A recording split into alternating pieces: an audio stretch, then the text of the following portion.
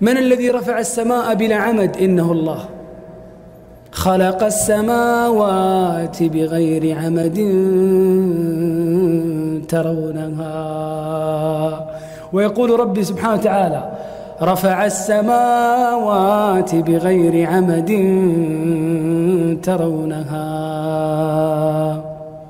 الله سبحانه وتعالى هو الذي خلق هذا الكون. الله سبحانه وتعالى يقول: هو الذي خلقنا، وهو الذي شق أسماعنا، وهو الذي يستحق العبادة سبحانه وتعالى.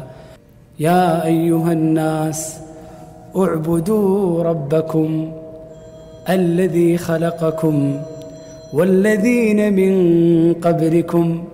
لماذا؟ لعلكم تتقون. لعلنا أحبابي في الله أن نصل من تلك العبادة وتلك الخشية وتلك الإنابة إلى الله سبحانه وتعالى إلى تقوى الله.